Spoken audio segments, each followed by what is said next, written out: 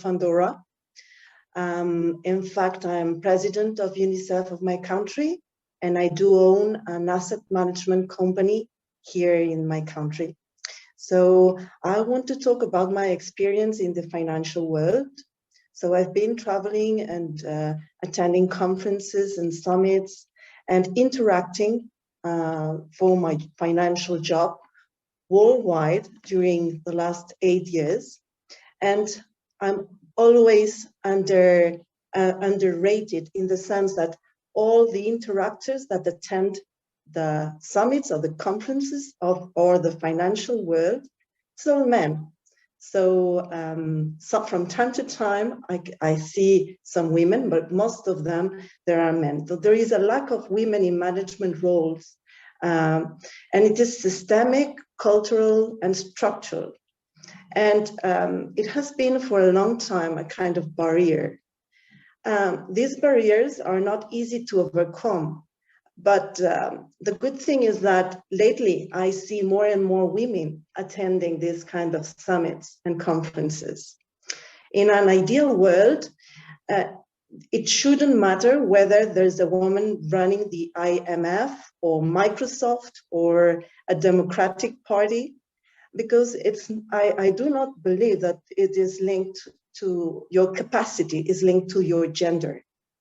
So even if I live in a developed country where I guess the situation of the women is completely different from other parts of the world, there is still a lot of work to do in order to get same salaries, same options. And you can see this gap higher when it comes to different activities, such as financial activities or more men-labeled activities. So I think that is the responsibility of all of us as mothers, as women, to try to struggle and keep on working on these aspects. It's by meeting all of us today that we can improve things little by little. It's not easy. And here in Andorra, our government is very sensitive to these kind of topics. So in my country, for instance, in Andorra, 46.4% of the seats of the parliament are held by women, because there is a government will for equity.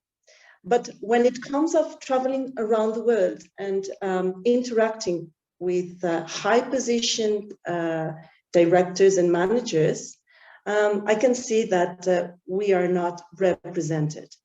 So there's a lot of work to be done. We need to groom the next generation of young girls and women to be a force of change in what is traditionally said men's activities or men's sectors. And well, we do have this responsibility. Governments can help, but it's about ourselves being mothers and the way you raise your girls. If you do differences in between genders, I do personally have 5 kids, 4 of them are women, and I have never done any kind of difference because I have had the chance that when I was young myself, my parents never treat me as a girl or as a boy.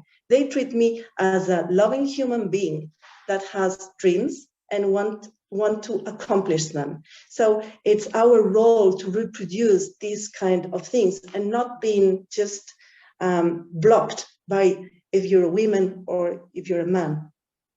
So that's what I wanted to add to I don't want to be very long. I just wanted to share my point on that. And I'm very glad to be with you today. Thank you.